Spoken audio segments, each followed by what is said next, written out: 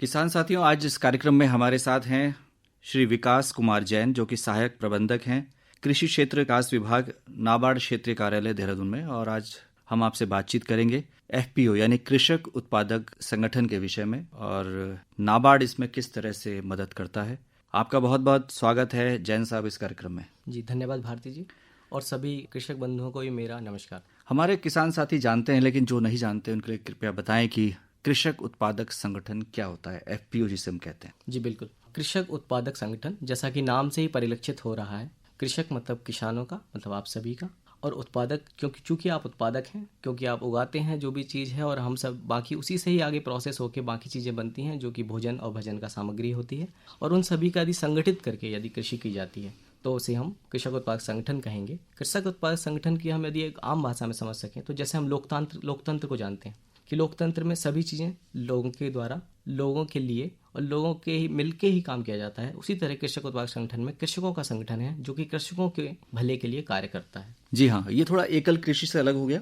जी बिल्कुल, मैं इसमें बताना चाहूँगा, चूँकि जो देश में समस्या है हमारी कृषि की, सबसे बड़ी समस्या यही है कि हमारे जो कृषक बंधु हैं उनकी जोत है जो उसका साइज़ बहुत कम होता है। अधिकतर हमारे कृषक जो हैं 0.91 हेक्टेयर तक की लैंड, जो एवरेज हम बताते हैं नेशनल की, वो है, और हमारे उत्तराखंड राज्य में तो हम बात करें तो वो भी बहुत कम है क्षेत्र में आती है। तो एक साथ मिलकर यदि काम करते हैं तो संगठन की शक्ति का फायदा उठाया जा सकता है। जैसे हम कहें या तो कह सकते हैं कि आपदा में अवसर, जैसा कि हमारे प्रधानमंत्री जी का मोटो भी है कि जो हमारी परेशानियां हैं, जैसे हमारी छोटी जो समस्या है, तो यदि संगठित होकर कार्य किया जाए तो वो एक आपदा को अवसर में बदला जा सकता है। जी, तो जो कृषक उत्पादक संगठन है, इससे क्या फायदे हैं जैन साहब? जी, एक तो मैंने जैसा अभी हाल चर्चा की आपके साथ कि छोटी जोत है तो एक साथ लेके काम किया जा सकता है।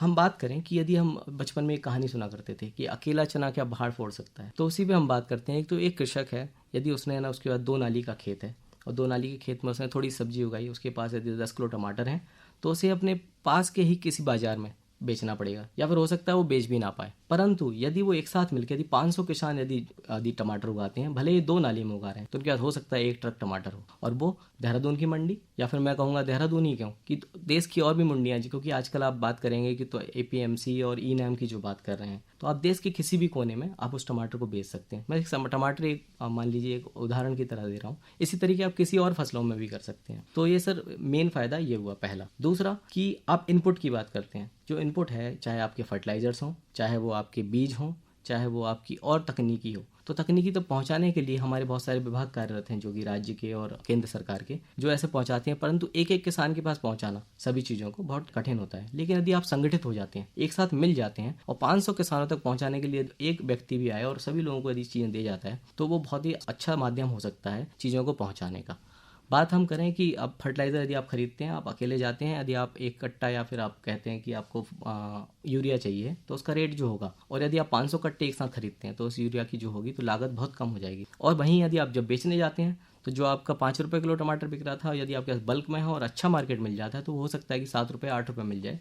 तो जो आपकी कृषि के बीच में जो पार्टनर का काम है, जो हम कह रहे हैं कि कृषकों की आय दोगुनी करनी है, तो इस माध्यम से बहुत आसानी से की जा सकती है। यानी विपणन इससे आसान हो जाएगा। बिल्कुल, विपणन तो मतलब एक नजरिया हुआ। विपणन हो, आपका स्टोरेज हो, चाहे आपकी पोस्ट हार्वेस्ट फैसिलिटीज हो, कि आपको यदि मान लीजिए एक उससे टमाटर है, मैं टमाटर ही एग्जांपल ले रहा हूँ क्योंकि ये आसानी से समझने वाला और हर घर की एक फसल है। तो टमाटर से यदि आप केचप में ले जाते हैं, तो भाई आप यदि एक यदि किसान है तो वो केचप नहीं बना सकता, उसके इक्विपमेंट खरीदना ही उसके लिए बहुत बड़ी दुश्वार हो जाएगा। लेकिन यदि 500 लोग हैं तो एक साथ एक इस्टेब्लिश कर सकते हैं एस्टेब्लिशमेंट, जिसमें कि उनकी टमाटर की प्यूरी बन सकती है, उसके और भी उत्पाद बन सकते हैं, और एक साथ विपणन किया जा सकता है, मार्केट तक पहुंचाया जा सकता है। इवन जो बड़े बड़े प्लेयर्स हैं जिनकी हम बात करें, चाहे आप जैसे जिन प्लेयर्स के आप टमाटर का केचप वगैरह लेते हैं, तो वो सभी चीज़ें आप उपयोग कर सकते हैं। जैन साहब, अब हमारे श्रोताओं को ये बताएं, किसान साथियों को हो सकता है कि कुछ ऐसे किसान साथी हों जो कि कृषक उत्पादक संगठन के सदस्य हों, लेकिन जो आपकी बात सुनकर प्रेरित हो रहे हैं, उनको बताएं कि कैसे एफपीओ बन सकता है, कौन बना सकता है, सदस्यता कैसे ली जा सकती है। आमतौर पर कहा जाता है कि कंपनी एक्ट के तहत कंपनी का रजिस्ट्रेशन होता है। इसके बारे में थोड़ा विस्तार से हमारे श्रोताओं को बताएं। तो सर मैं बताना चाहूँगा, या अभी इस समय हमारे राज्य में लगभग 32,000 किसान ऐसे हैं जो कृषक उत्पादक संगठन से जुड़े हुए, लेकिन जैसा कि आपने कहा कि बाकी कृषकों को भी इसमें जोड़ा जा सकता है। तो यदि आपके क्षेत्र में कोई भी फसल यदि बहुतायत से होती है, तो यदि बहुतायत से हो रही है, तो आप उस पर्टिकुलर क्रॉप में, उस फसल में आप एक एफपीओ को बनाने की प्रक्रिया शुरू कर सकते हैं। प्रक्रिया में जरूरत पड़ेगी कि आपको जिन गाँवों का आपने चयन किया है वहाँ से जो किसान बंधु हैं वो जुड़ने के लिए तैयार हों, एक साथ कार्य करने के लिए तैयार हों, एक सी मानसिकता रखते हों, और जब वे जुड़ते हैं एक साथ तो उन सभी के एक एक प्रतिनिधि, जनप्रतिनिधि के रूप में हर एक, और हम कहें गाँव से 1 या 2 लोग ऐसे हों जो कि उनको एक साथ ला सकें, तो उनको हम बोर्ड ऑफ डायरेक्टर की तरह चयन करते हैं और उन सभी का बोर्ड ऑफ डायरेक्टर्स को मिला के एक कंपनी की तरह गठित किया जा सकता है। जैसा कि आपने बताया कि कंपनीज की तरफ महल प्रचलित है ये, लेकिन ऐसा जरूरी नहीं है। आप चाहें तो इसको self lined cooperative act Uttarakhand में 2003 का है, उसके अंडर भी रजिस्टर कर सकते हैं, और कंपनीज एक्ट 2003 तो है ही। और सदस्यता की हम जब बात करते हैं तो सदस्यता के लिए सर एक ही इकलौता पैरामीटर है कि आप प्राथमिक उत्पादक हों। चूंकि आप कृषक हैं तो प्राथमिक उत्पादक आप पहले से ही हैं, तो आप सभी इसके मेंबर बन सकते हैं। और कौन बना सकता है कि हम बात करें, किसान खुद जागरूक होकर बनाते हैं तो इससे अच्छा कुछ नहीं हो सकता, परंतु यदि वो नहीं जागरूक होते हैं तो कई सारे सिविल सर्विस ऑर्गेनाइजेशंस होते हैं जिनको हम एनजीओज कहते हैं आम भाषा में, या फिर बैंक्स होते हैं, या फिर कृषि विभाग है आपके, और रेखीय विभाग जो हैं उनके मदद से भी आप इसको बना सकते हैं। अब बात करते हैं कि नाबार्ड की एफपीओ में क्या भूमिका है। क्योंकि मैं नाबार्ड का ही प्रतिनिधित्व कर रहा हूँ, और नाबार्ड के नाम में आप देख पाएंगे तो राष्ट्रीय कृषि और ग्रामीण विकास, तो राष्ट्रीय कृषि और ग्रामीण विकास के लिए हमेशा तत्पर रहा है। और इसी पहल में बढ़ते हुए, चूँकि हमने पहले एक फार्मर्स क्लब की योजना हुआ करती, छोटे छोटे समूह होते थे जो रजिस्टर नहीं होते थे और वो अपने अपने गाँव में कार्य करते थे, तो हमने उस परिलक्षणा को देखा तो आगे हमें लगा कि इसको आगे बढ़ाया जा सकता है। तो 2010 के आसपास इसको है ना, इस वाली संकल्पना को ध्यान में लिया गया कि एक बिजनेस एंटिटी बनाई जाए, क्योंकि कृषक हैं, कृषक उगाना जानते हैं, परंतु उसको बिजनेस की तरह कैसे लेके आना है वो नहीं। तो उसको आगे बढ़ाने के लिए नाबार्ड ने शुरुआत की। नाबार्ड और SFAC 2 ऐसे ऑर्गेनाइजेशन है जिसमें से शुरुआत से कार्य किया, और आज की मैं बात करूं तो उत्तराखंड में नाबार्ड के द्वारा ही 120 कृषक उत्पादक संगठन बनाए जा चुके हैं, और इसके साथ SFAC, NCDC, कृषि विभाग ये भी इसमें इस क्षेत्र में कार्य कर रहे हैं। नाबार्ड की भूमिका की हम बात करें, मुख्यतः यदि उत्तराखंड की बात करें तो जैसा मैंने आपको बताया 32,000 कृषक जुड़ चुके हैं, जिसमें से अधिकतर 90% से अधिक महिलाएं हैं। 96% के आसपास जो स्मॉल एंड मार्जिनल फार्मर, जिन्हें मैंने कहा कि छोटी जोत के किसान हैं, और वे सभी एक साथ मिलकर संगठित होकर और उसमें कार्य कर रहे हैं। नाबार्ड इसमें FPO बनाने के लिए मदद इस तरीके से करता है कि आप देखिए, सबसे पहले मैंने बताया कि आपने कहा था कि रजिस्ट्रेशन होना चाहिए, रजिस्ट्रेशन होगा कंपनीज एक्ट में, कोऑपरेटिव एक्ट में, तो उसके लिए जो भी पैसे लगने वाले हैं,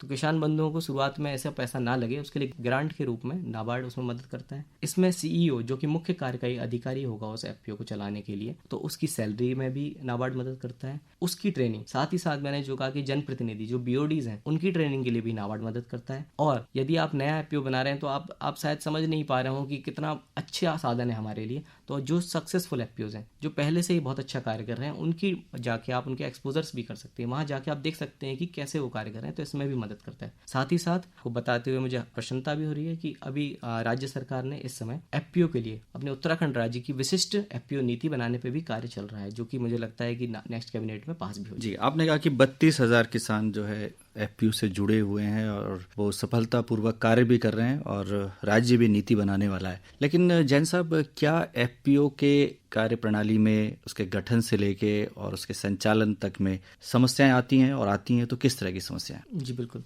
कृषि की हम बात करें तो कृषि एक ऐसा व्यवसाय भी कहें कि जीवन जीने की कला है, जिसमें कि समस्याएं तो आनी ही। तो FPO भी उसी का परिष्कृत रूप है, और आगे बढ़ के बात कर रहे हैं तो उसमें भी कई सारी समस्याएं आती हैं। शुरुआती हम बात करें तो कृषकों को जोड़ना, एक सी मानसिकता रखने वाले लोगों का मिलना। पहाड़ में मैं कहूँगा कि काफ़ी अच्छे लोग हैं और एक सी मानसिकता में काम भी करते हैं, परंतु हम अपने जो प्लेन्स के जो क्षेत्र हैं वहाँ पे कई बार होता है कि कोई अपनी जो बड़े कृषक होते हैं वो कई बार ऐसी चीज़ों को पनपने नहीं देते। दूसरी चीज़ कि कई ऐसे जो मिडिल मैन होते हैं जो कि अभी तक उनकी जो फसल थी, क्योंकि छोटी जोत की चीज़ थी, तो भाई उस फसल का कम दाम पे खरीद रहे थे, या फिर उनको जो इनपुट दे रहे थे वो महंगे दामों पे दे रहे थे। तो उनका जब है ना कहीं जब हनन होने लगता है, उनको कहीं ना कहीं परेशानी होने लगती है, तो वो तोड़ने की कोशिश कर। तो ये संगठन शुरुआत में ही समस्याओं को लेते हैं, लेकिन जैसे जैसे कृषक समझता जाता है कि नहीं इससे हमें फायदा हो रहा है, तब ये बढ़ने लगता है। दूसरी समस्या आती है कि चूंकि कृषक उगाना जानता है, जैसे मैंने पहले भी कहा, पर उसे बिजनेस करना नहीं, उसे नहीं आता कि बाजार में कैसे हमें कार्य करना। तो उस समय जो ट्रेनिंग्स की कमी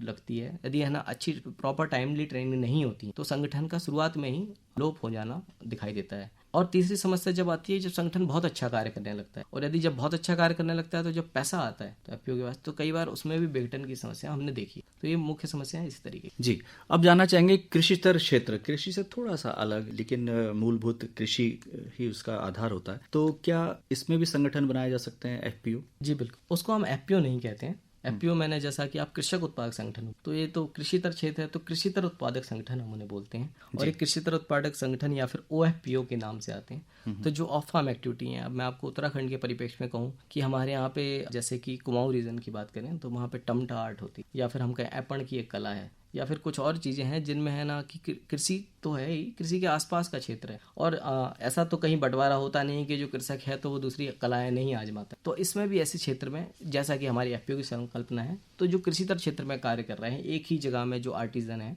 वो यदि मिलकर बनाना चाहें तो कृषितर क्षेत्र में भी पीओज या हम कहें ओएफपीओ बनाए जाते हैं। विकास कुमार जैन साहब, आज आप हमारे इस कार्यक्रम में आए और कृषक उत्पादक संगठन के संबंध में बहुत ही अच्छी जानकारी हमारे किसान साथियों के साथ साझा की। आपका बहुत बहुत आभार, बहुत बहुत धन्यवाद। धन्यवाद।